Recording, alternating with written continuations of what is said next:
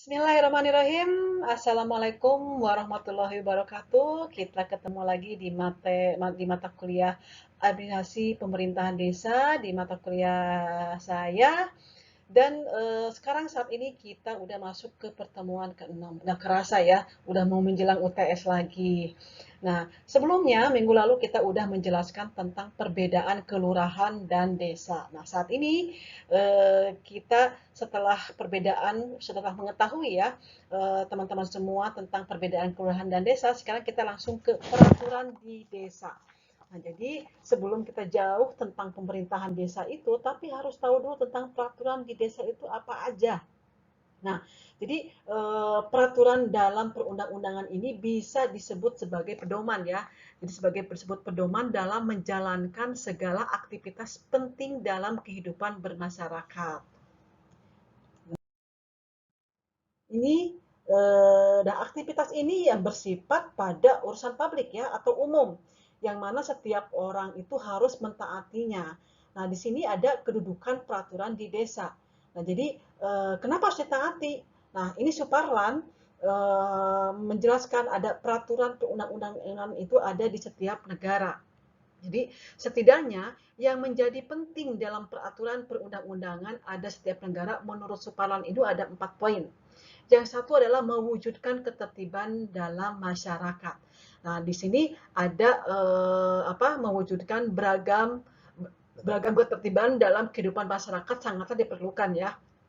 Jadi tata tertib ini dilakukan sebagai upaya meminimalisir penyimpangan sosial yang terjadi dalam kehidupan bernegara. Jadi bentuk-bentuknya, aneka ragamnya, misalnya saja ya, ini adalah untuk menghindari adanya konflik, memberikan jaminan untuk bebas berpendapat. Nah, yang kedua adalah memberikan jaminan kepastian hukum dalam hubungan sosial dalam masyarakat. Aduh, mohon maaf, ada agak tipe dikit ya. Nah, di sini adalah pentingnya perundang-undangan yang selanjutnya diadakan dalam sebuah negara adalah untuk memberikan kepastian hukum serta mengaturnya dalam hubungan bersosial antar masyarakat. Jadi kondisi ini memiliki relevansinya terhadap beragam bentuk penyimpangan dalam menjalankan norma hukum. Nah, yang ketiga adalah mendatangkan manfaat bagi kehidupan masyarakat.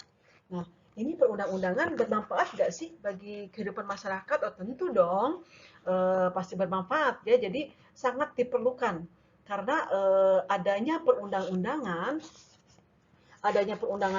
ini adalah apa namanya di suatu negara ya. Kondisi ini setidaknya terjadi dalam kajian-kajian yang dilakukan.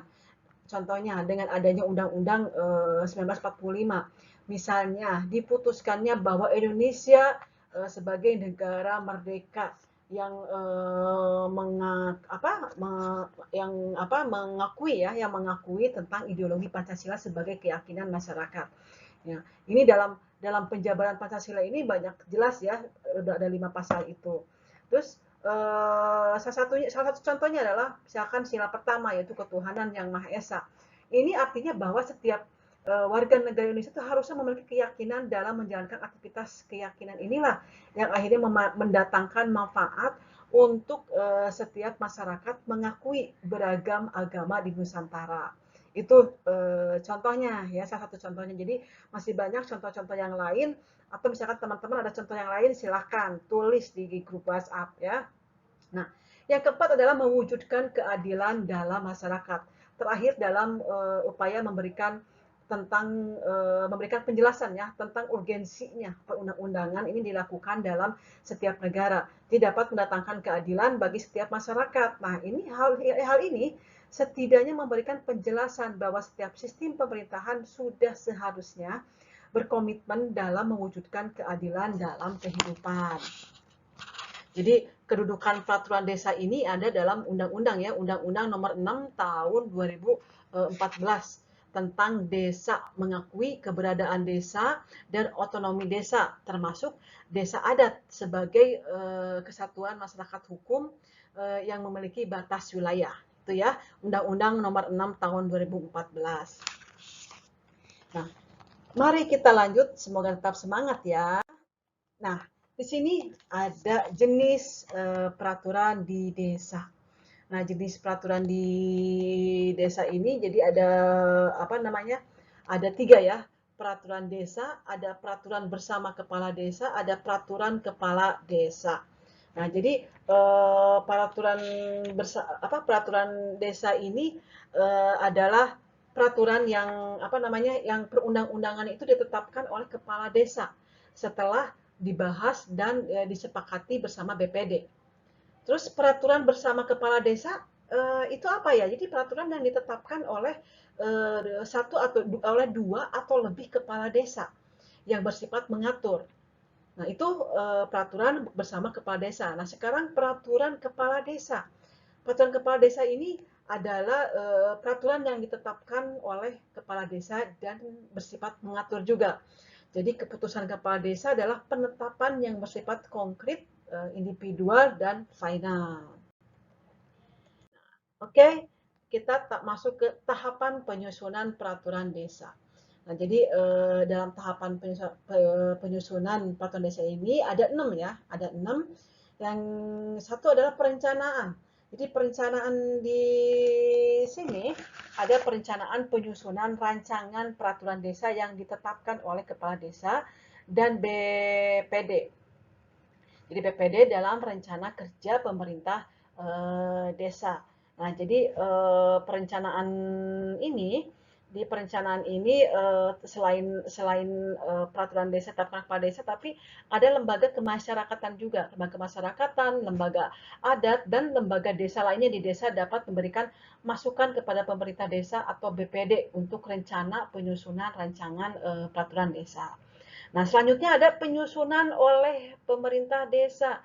Nah, penyusunan oleh pemerintah desa ini adalah rancangan peraturan desa yang telah disusun wajib ya, wajib disusun oleh apa namanya, dikonsultasikan kepada masyarakat desa dan dapat dikonsultasikan kepada camat untuk mendapatkan masukan.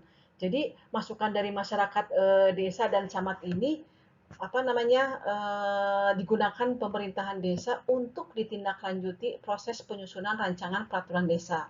Jadi rancangan peraturan desa ini yang telah dikonsultasikan disampaikan kepada kepala desa kepada BPD untuk dibahas dan disepakati bersama. Nah, sekarang ada penyusunan oleh BPD. Ini mohon maaf ada ini ya tulisannya karena ini diambil dari apa dari PDF juga di PowerPoint nanti ada di materi diseakan juga ya materinya. Nah, ini ada penyusunan oleh BPD. Di sini rancangan peraturan desa ini kecuali untuk perancangan Perdes. Nah, boleh bisa dibaca nanti di materinya dan di sini adalah BPD ini dapat menyusun ya dan mengusulkan rancangan peraturan desa.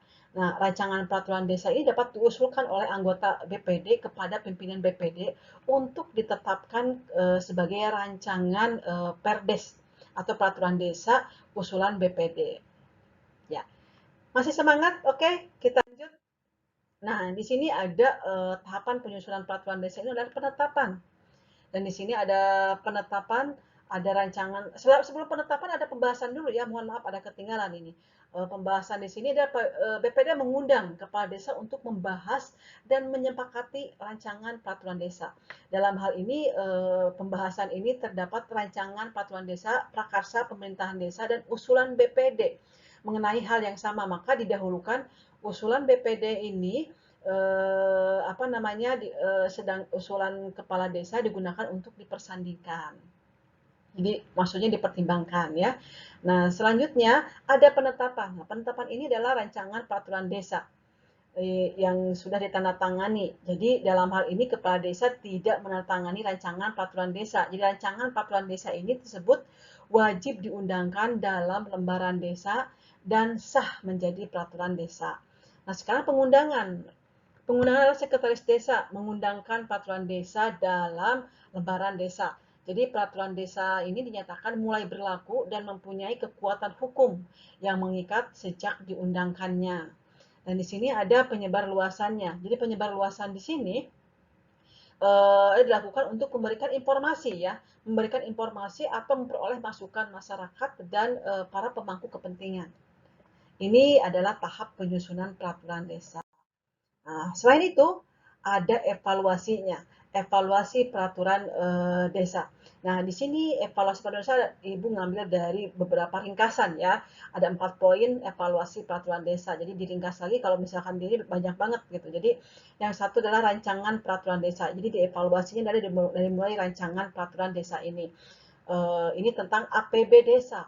Terus misalkan tentang pungutan, tata ruang, dan organisasi pemerintahan desa yang telah dibahas dan disepakati oleh kepala desa dan BPD, disampaikan oleh kepala desa dan disampaikan oleh kepala desa kepada bupati melalui camat. Nah, ini paling lambat 3 hari sejak disepakati dan dievaluasi. Nah, setelah itu adalah bupati ya. Jadi bupati ini tidak memberikan hasil evaluasi dalam batas waktu. Jadi hasil evaluasi rancangan peraturan desa ini diserahkan oleh bupati itu paling lama 20 hari kerja terhitung sejak diterimanya rancangan peraturan tersebut oleh bupati. Jadi dalam hal ini bupati telah memberikan hasil evaluasi ke kepala desa. Nah, di sini ada hasil evaluasi rancangan peraturan desa diserahkan oleh Bupati atau Wali Kota paling lama 20 hari kerja ya diterimanya hasil evaluasi. Jadi kepala desa dapat mengundang BPD untuk memperbaiki rancangan peraturan desa itu. Nah, jadi hasil koreksi ini poin keempat dan tindak lanjut disampaikan disampaikan kepala desa kepada bupati melalui camat. Di dalam hal ini, kepala desa ini tidak menindaklanjuti hasil evaluasi dan tetap menetapkan menjadi peraturan desa. Tapi ketika bupati membatalkan peraturan desa dengan keputusan bupati, jadi bupati ini dapat membentuk tim. Kalau membatalkan membentuk tim evaluasi rancangan peraturan desa yang ditetapkan dengan keputusan bupati. Nah, ini poin-poin ini evaluasi peraturan desa. Nah, di sini ada klarifikasi peraturan desa. Jadi peraturan desa ini telah diundangkan ya, disampaikan oleh kepala desa kepada bupati paling lambat 7 hari setelah diundangkan untuk diklarifikasi. Penting ya untuk diklarifikasi. Nah, setelah tadi ada evaluasi, baru ada klarifikasi.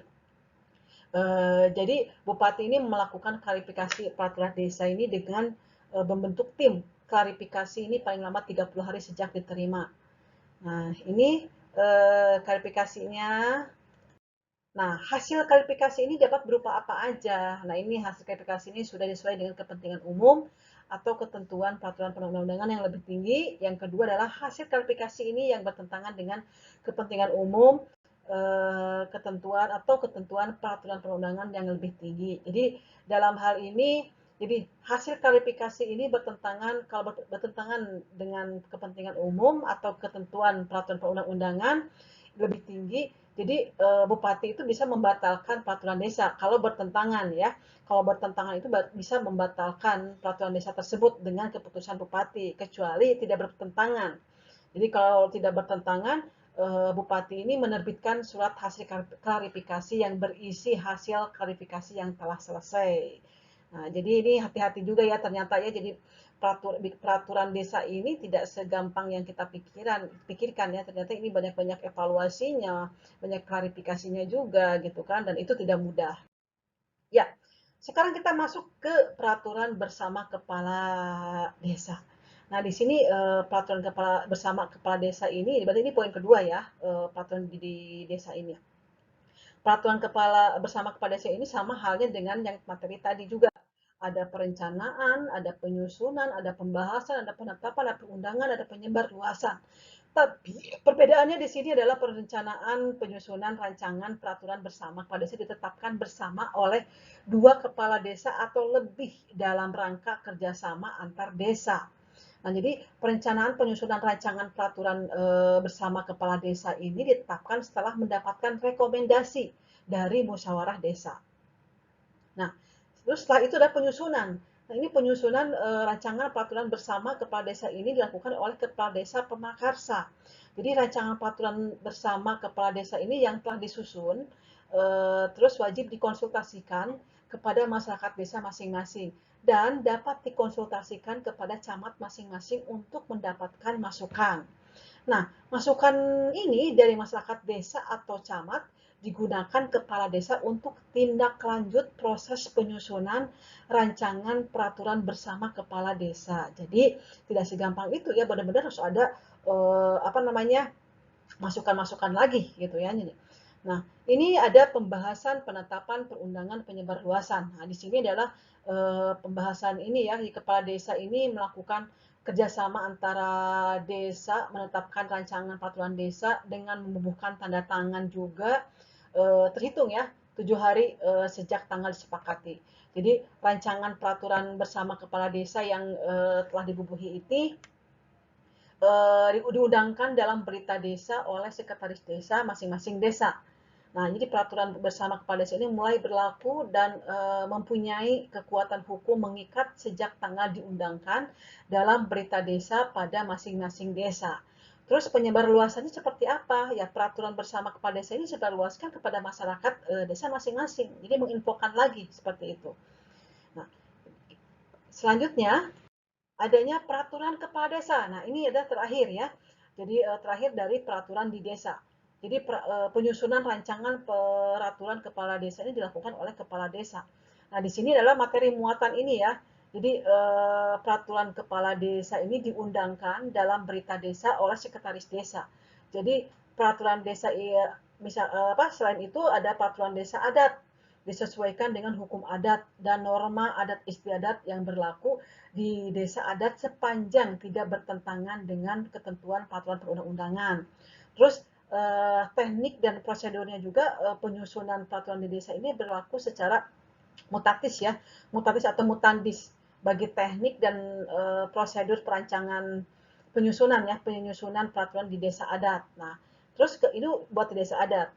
Jadi kepala desa ini dapat menetapkan keputusan kepala desa untuk pelaksanaan peraturan di desa. Jadi peraturan perundang-undangan yang lebih tinggi dan dapat dalam rangka pelaksanaan kewenangan desa yang bersifat penetapan. Jadi ketentuan mengenai teknik penyusunan peraturan di desa dan keputusan kepala desa sesuai dengan ketentuan undang-undang yang telah membentukkan peraturan perundang-undangan. Jadi apa namanya ketentuan teknis ini lebih lanjut mengenai tata cara penyusunan peraturan di desa diatur dalam peraturan bupati atau wali kota. Itu materi yang terakhir. Terima kasih yang sudah menyimak dan menonton di video kali ini, materi kali ini. Tapi ada yang terakhir, itu ada tugas kelompok ya, jangan kaget dulu. Nah, ini tugas kelompoknya maksimal 3-4 orang. Jadi aturan mainnya itu berbentuk video podcast. Ini bukan video hanya suara aja ya, tapi benar-benar video bersama anggota-anggota kelompoknya atau PowerPoint. Jadi kalau misalkan berbentuk video podcast, berarti tidak ada presentasi karena udah langsung ya, udah langsung di share ke ibu URL-nya, entah itu mau ke Instagram mau ke YouTube itu boleh. Jadi linknya. Kalau PowerPoint berarti di minggu depan kita ada presentasi yang memakai PowerPoint. Nah, materinya apa aja? Nah, materi adalah rancangan peraturan desa yang tadi Ibu sudah jelaskan. Kalian bisa dibikin seperti roadmap ya, roadmap atau bukan mind mapping ya, roadmap. Roadmapnya seperti apa peraturan di desa itu. Nah, temanya ada peraturan desa, ada peraturan bersama kepala desa, ada peraturan kepala desa. Jadi ada 3 poin itu ya. Jadi silakan pilih salah satu tema tersebut.